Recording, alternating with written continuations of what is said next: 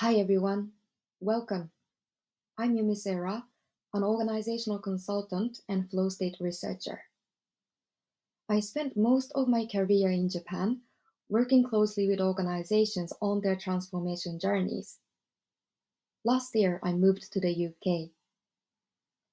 This channel, Consulting from Heart, explores what truly sparks transformation in people and organizations through real stories and moments. After a decade of my consulting work, I noticed how much I got tired of getting good money for delivering clever strategies. Clients love them, of course, new solutions, theories, and methodologies, because they feel good. They feel worth the budget. It feels that they are moving closer to solving difficult problems. But in most cases, at least in my experience, it's not the new solution that organizations need. Then what is it? I think what they really need is the art in action to stand in the middle of paradoxes and dilemmas and those tensions that everyone senses but no one dares to address. I spent time reflecting on my project from the past decade, asking myself what really, truly made a difference. And when I stripped everything else away, only these moments remained. Moments that were sometimes rather funny.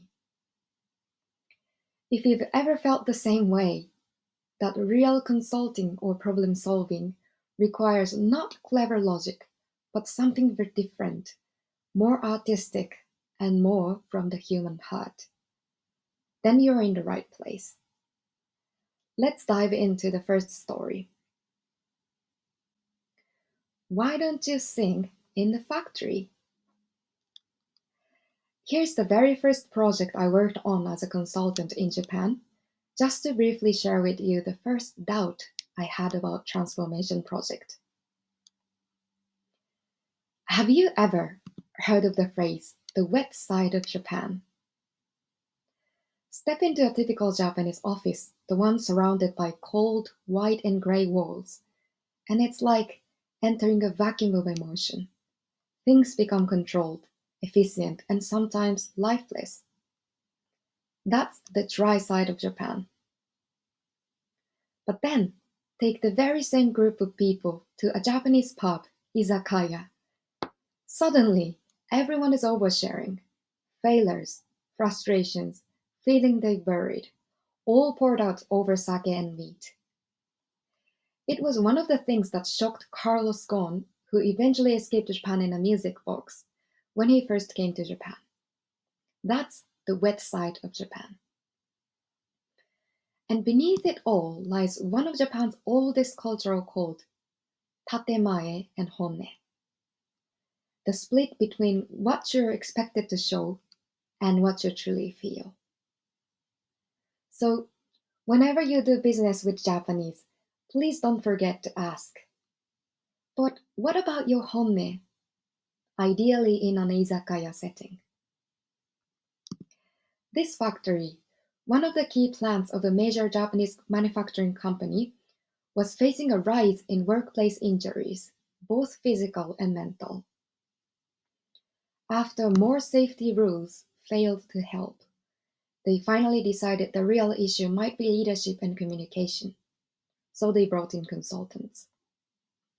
The meeting started, and the managers were like statue.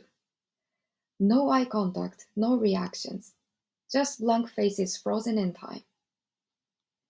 After 6 months of the same meeting, nothing showed signs of change. But then, we had our first drinking party. Suddenly, one of those silent managers, sitting right next to me, proudly whipped out his phone and showed me a long chat history with a hostess from a karaoke bar.